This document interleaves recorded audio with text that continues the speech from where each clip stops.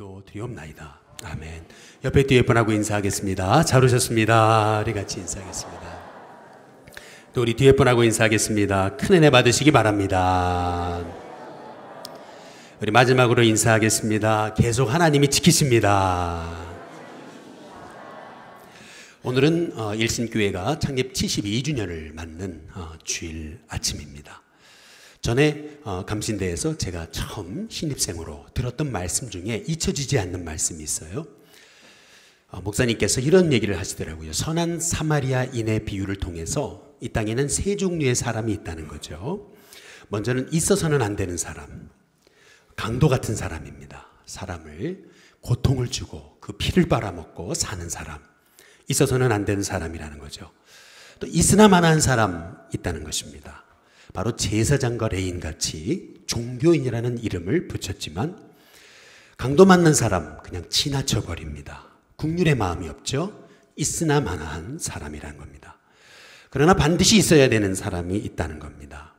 강도 만난 사람을 돕고 그를 치유하는 데 힘을 다했던 바로 선한 사마리아인 사람 같은 사람이라는 겁니다.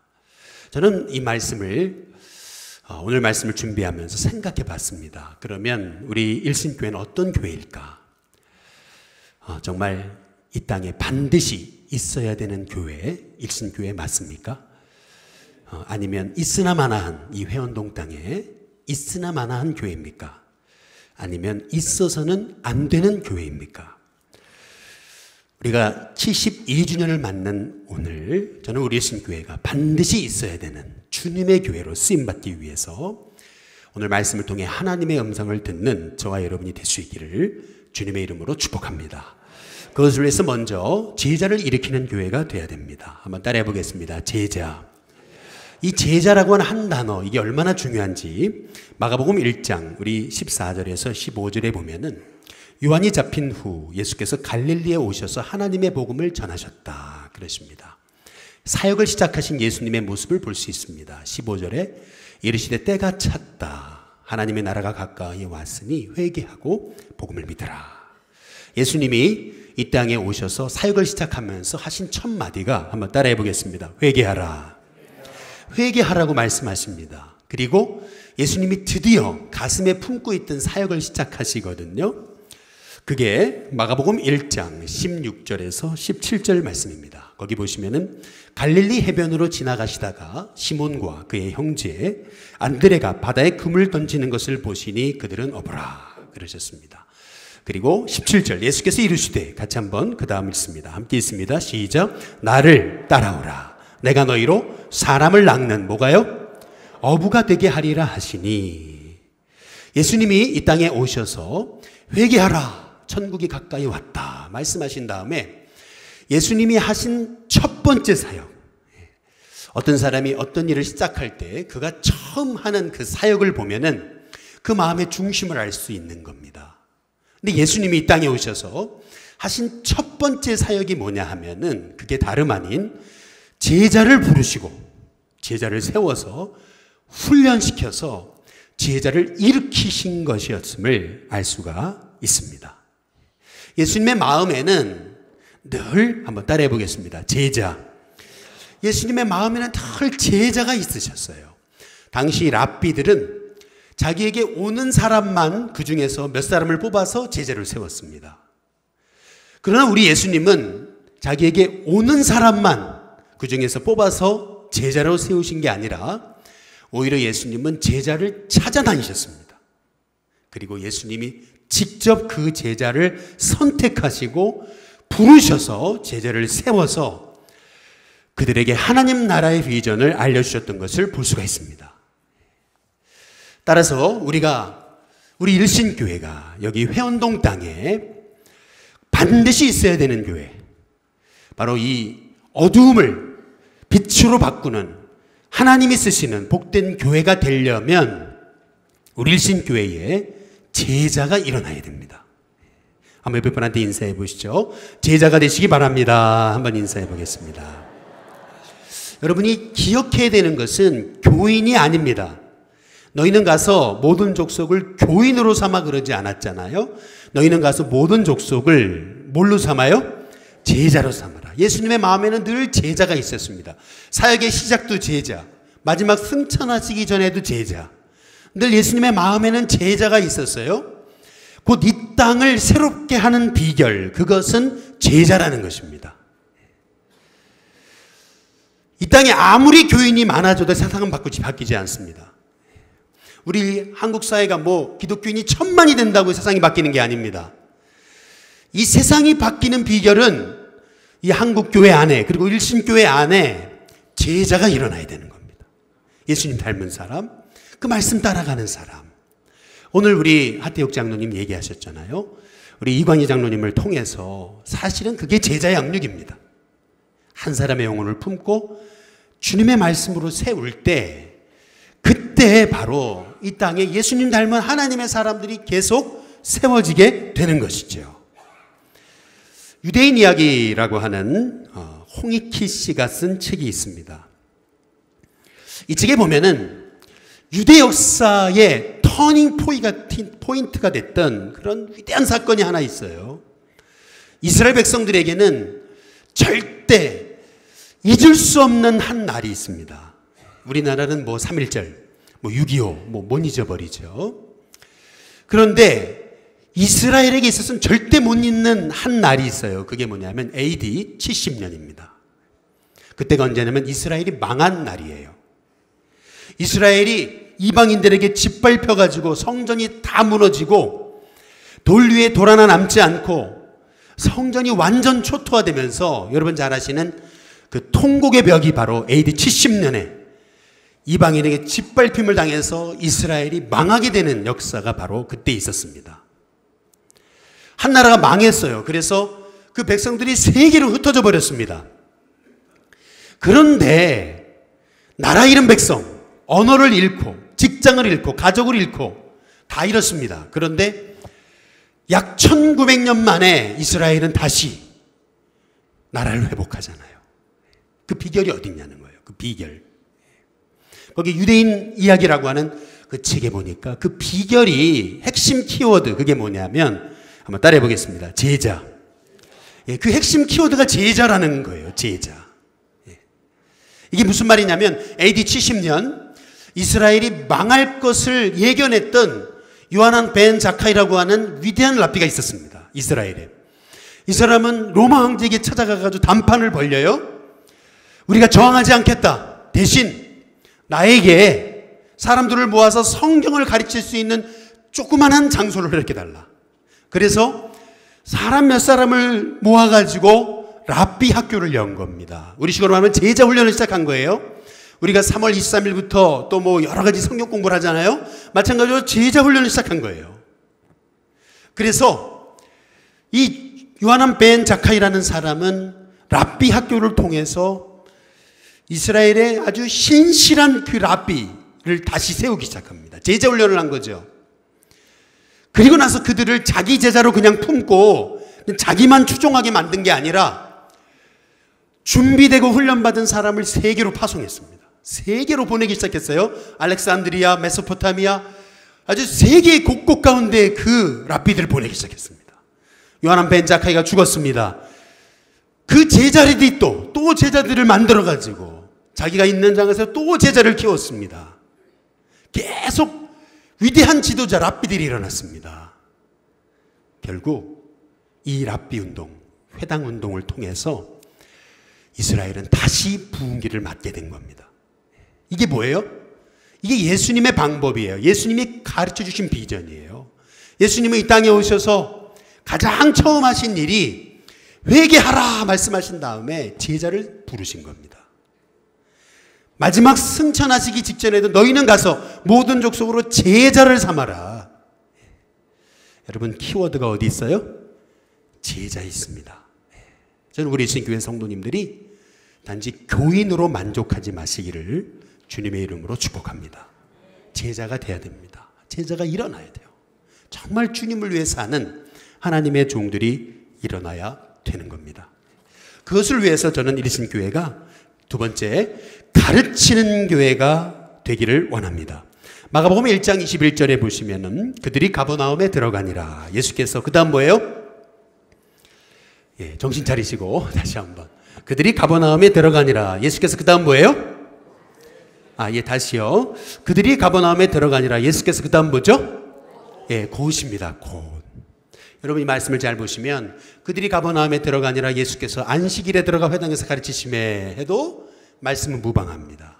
곧이라는 단어가 필요 없어요. 그런데 성경은 그들이 가버나움에 들어가니라 예수께서 한번 따라해 보겠습니다. 곧.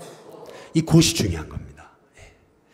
예수님이 안식일 날 회당에 들어가셔서 곧 그들을 가르치셨다 이렇게 강조하고 있습니다. 이것이 말하는 게 뭐냐면 예수님의 마음에 있었던 최고 우선순위, 그것은 뭐냐면 하나님의 말씀을 모르는 종들에게 하나님의 말씀을 가르치는 것.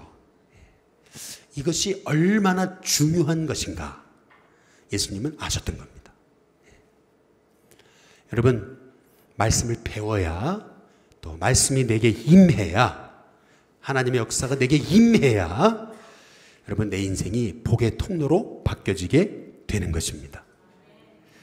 말씀을 전하니까 어떤 현상이 나타나냐 하면은 마가복음 1장 23절에 보니까 마침 그 회당에서 더러운 귀신 들린 사람이 막 소리를 지었습니다. 막 소리를 말씀 못 전하게 방해한 거죠. 그때 25절 예수님이 꾸짖으시잖아요. 잠잠하고 그 사람에게서 나오라 하시니까 귀신이 탁 떠나가게 되는 거죠. 여기서 알 수 있는 것은 뭐냐면 예수님은 그냥 말로만 가르치신 게 아니고 삶으로 보여주시면서 가르치셨던 것을 볼 수가 있습니다. 여러분 안에 말씀이 있어야 여러분의 가정에서 자녀들에게 또 교회에서 성도들에게 여러분이 하나님의 자녀답게 하나님의 말씀을 삶으로 가르치는 하나님의 종들이 되어짐을 믿습니다. 전에 한번 말씀드렸죠. 제가 미국에 있을 때 한번 중고등부 아이들이 수련회 갔다가 귀신 들린 적이 있습니다. 사역하시는 우리 전도사님이 저한테 SOS를 쳐가지고 밤에 늦게 아이들이 있는 숙소로 갔어요. 아이들이 여러 명 귀신 들렸습니다. 눈이 뒤집히고 막 애들이 이상한 소리를 내고 있었습니다. 아이들 한 사람 한 사람 붙잡고 예수님의 이름으로 그 아이들 귀신들을 쫓아내는데 그때 제가 아주 놀란 게 하나 있었습니다.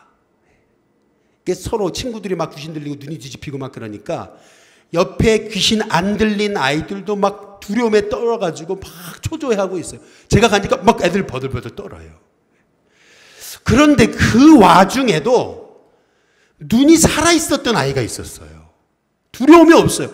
저를 딱 보더니 목사님 전 괜찮아요. 이제 이런 눈빛으로 말하는 아이가 하나 있었어요.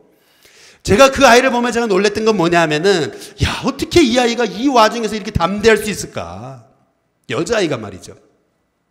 그때 제가 깨달은 게 있어요. 그 부모님을 제가 보게 됐어요.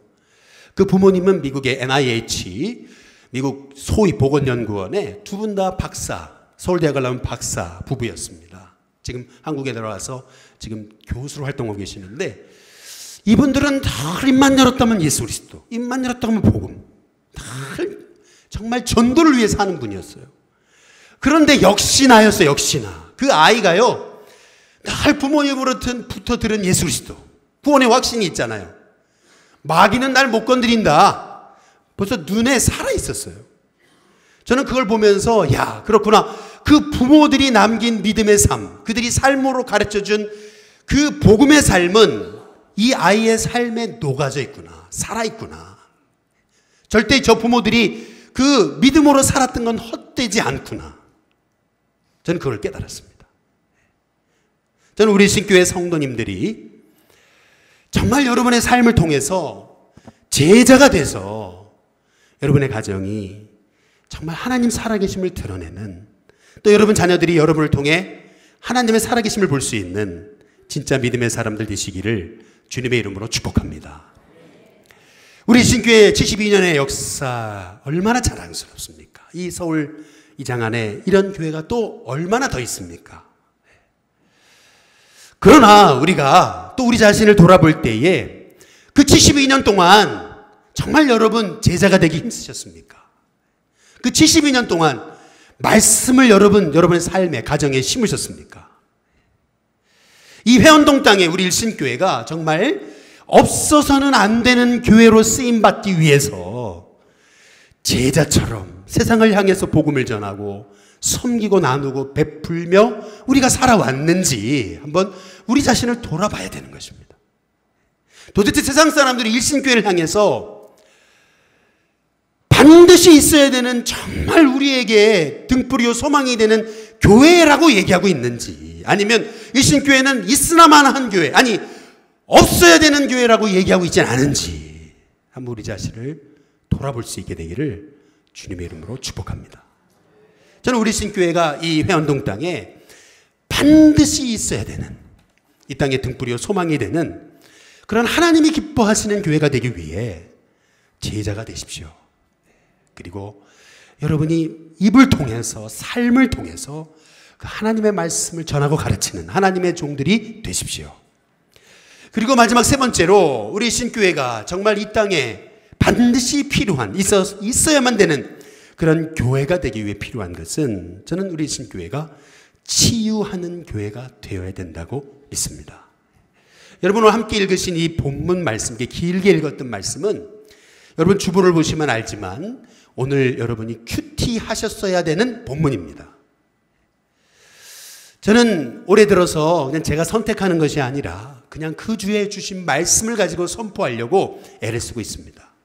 이 말씀을 일주일 내내 묵상하면서 하나님 제게 주신, 우리 일신교회 주신 하나님 말씀이 뭡니까? 그때 하나님이 제게 주셨던 마음은 뭐냐 하면은 우리 일신교회가, 한번 따라해 보겠습니다. 치유하는 교회. 우리 일신교회가 치유하는 교회가 되어야 된다라는 건 것입니다. 세상을 치유하는 교회. 정말 죽어가는 영혼을 치유하는 주님의 교회가 되어야 된다는 겁니다. 여기 보면은 마가복음 1장 30절에 31절에 보면은 시몬의 장모가 열병으로 누워 있었다 그랬습니다. 이것이 사실 세상입니다. 세상은 죄로 인해 죽어가고 있는 겁니다. 그런데 예수님 어떻게 하셨습니까? 30절 끝에 예수께 31절 예수님이 어떻게 하셨어요? 나아가사. 예수님 가만히 있지 않으셨습니다. 열병으로 누워있던 시몬의 장모에게 가까이 가셨어요. 선한 사마리안처럼. 그리고 어떻게 하셨어요? 그 손을 잡아 어떻게 하셨어요? 일으키셨습니다. 잡아 일으키셨다. 근데 중요한 것은 예수님이 그 열병으로 누워있는 시몬의 장모에게 찾아가셔서 그의 손을 잡아 일으키시니까 그 시몬의 장모의 열병이 떠난 겁니다. 이게 중요합니다. 열병이 떠난 다음에 일으킨 게 아니에요. 일으키니까 열병이 떠난 거예요. 이것이 의미하는 것은 뭐냐면은 세상에 죽어가고 있는 이 땅의 많은 백성들은 누군가 일으켜주지 않으면은 일어날 수 없습니다. 누군가 하나님 말씀을 가지고 하나님 말씀을 알려주지 않으면은 일어날 수 없다는 겁니다. 손을 잡아서 일으켜 세우는 일을 누가 해야 돼요? 저와 여러분이 해야 되는 것입니다. 지난주에 우리 교회 한 세 가족분이 오셨어요. 마침 3.1절 이번에 우리 감리교 걷길에 오셨길래 아니 어떻게 오셨냐고, 어떻게 예수님 믿으셨냐고 물었어요. 그랬더니 하시는 말씀이 자기 직장에 이렇게 손님으로 오신 분들이 다 크리스찬이더래요. 그분들이 한마디씩 한마디씩 던졌대요. 꼭 꽃에 물을 주듯이 한마디씩 한마디씩 던지는데 그게 믿음의 말이었던 거예요. 그 믿음의 말을 들으면서 남대문을 자기가 9년 전에 오게 되리라고는 꿈도 못 꿨지만은 내가 교회에 나오게 되리라는 것도 꿈도 못 꿨다는 거죠. 근데 내 마음에 그렇게 자꾸 사람들이 전해주는 말씀이 꼭 꽃에 물을 주듯이 내 마음에 적셔지고 나니까 교회 가고 싶더라는 거예요. 그러나 누군가 초청해 줘야 되는 거잖아요. 초청해 줄 때 옳거니 하고 따라 나서서 교회에 나오게 됐다는 거죠. 우리 일신교회 할 일, 그것이 무엇입니까? 열병으로 죽어가고 있는, 죄로 인해 죽어가고 있는 이 영혼들에게 우리가 나아가서 찾아가서 손을 내밀어 잡아 어떻게 해요? 일으켜 세워야 되는 것입니다. 손을 내밀어 잡아 일으켜 세워야 된다는 겁니다. 한번 따라해 보겠습니다. 일으키시니 일으켜 세워야 된다는 거예요. 그것이 바로 우리의 사명이라는 거예요. 치유하는 교회, 죽어가는 영혼, 바로 죄로 인해서 허덕이는 영혼들의 그 심령에 상처난 그 심령들을 치유하는 참 주님의 제자로 쓰임받기 위해 말씀으로 무장해 세상 속에 나가서 영혼을 살리는 하나님의 종들이 다 되시기를 주님의 이름으로 축복합니다. 이 말씀만 드리고 마치겠습니다. 지난 목요일 날 우리 목요전도를 나갔습니다. 딱 전도마차를 세워놓고 전도를 하는데 저는 못 들었어요. 우리 전도대들이 들었대요. 거기 우리 전도대가 세워놓은 그 전도마차가 있는 그 자리, 여기가 회원동에 자기 시어머니께서 굿하던 자리래요. 굿판이었답니다. 할렐루야. 그 굿판에 우리 뭐가 있어요? 전도마차가 있는 거라는 거예요. 그러면서 너무 고맙다고, 이 굿판에다가 전도마차를 세워놓고 전도해 주시니까 너무 감사하다고. 내가 다른 교회 다니지만 새벽 기도는 일신교회 나오겠다고. 할렐루야. 안 나오셨더래 근데. 할렐루야. 그런데 그리고 나서 이렇게 막 좋아가지고 막 오랜만에 전도를 나오니까 막 제가 너무 기뻐가지고 말이죠. 날씨도 좋고 전도하니까 너무 행복하고 막 열심히 전도하고 있는데 어떤 여자분이 막 오시더니 처음 보는 분인데 다짜고짜로 목사님이시죠? 예. 전도하지 마세요. 그러더니 뭐라 그래요? 고발하겠다고 말이죠. 어이구 깜짝 놀랐어요. 그래서 이게 뭐지? 예쁘장하게 생긴 분이 와가지고 막 고발하겠다고. 고발하고 내가 고발 하나 안 하나. 그러시더니 진짜 고발했더라고요. 아이고 구청에서 나면 막 사진을 찍어대고 난리를 치시는데 가만히 있었죠. 그랬더니 구청 직원이 저한테 몰래 오시더니 뭐라 했냐면 이거 이렇게 민원이 들어오면은 사진 찍어서 어쨌든 보고는 해야 돼서 찍는 겁니다. 너무 두려워하지 마세요. 이제 그러더라고요. 그날 저녁에 기도하고 말씀을 준비하는데 마음이 무거워요. 이거 어떻게 해야 되지? 갈 때마다 저분이 저렇게 할 텐데 어떻게 해야 되지? 참 마음이 갈등이 많더라고요. 전도 안 할 수도 없고 싸울 수도 없고 어떻게 해야 되지? 그런데 하나님이 제 마음에 주셨던 마음이 있어요. 그게 뭐냐면은 바로 저분의 저 모습이 우리가 치유해야 할 세상이라는 겁니다. 저분의 저 모습이 우리가 품어야 할 세상이라는 거예요. 예수님 십자가에 죽으시면서 무덤 안에 저주도 가두고 죽음도 가두고 욕도 가두고 침뱉음도 다 가둬버리신 거예요. 그리고 예수님 부활하시잖아요. 부활하심을 통해서 저주와 욕과 사망과 죽음은 다 정복되고 예수님은 십자가의 사랑과 소망과 영광으로 예수님은 부활하신 거예요. 마찬가지로 복음 전하다 보면 욕도 얻어먹어요. 그런데 다시 우리가 욕을 내뱉으면 안 되는 거예요. 욕을 받아먹는 것을 기쁨으로 여기시길 바랍니다. 여러분한테 인사해 보시죠. 욕 좀 먹으십시오. 뒤에 분하고 한번 인사해 보겠습니다. 욕 좀 쳐드세요. 한번 인사해 보시죠. 죄송합니다. 여러분 욕 좀 들어먹으세요. 여러분 욕을 들어먹을 줄 알아야 하나님의 사람입니다. 욕 들었다고 네가 어떻게 나한테 그럴 수 있냐고 말이죠. 어떻게 네가 고발할 수 있냐고 말이죠. 아니에요. 욕 좀 얻어먹으세요. 여러분 욕 좀 얻어먹으세요. 그러나 그거를 십자가로 품어내세요.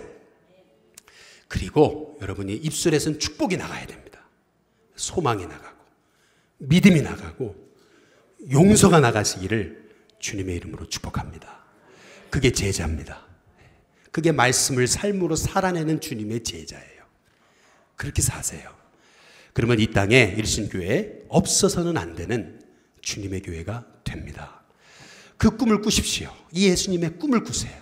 제자가 일어나 이 땅을 바꾸는 그 꿈을 꾸는 귀한 종들 되시기를 주님의 이름으로 축복합니다.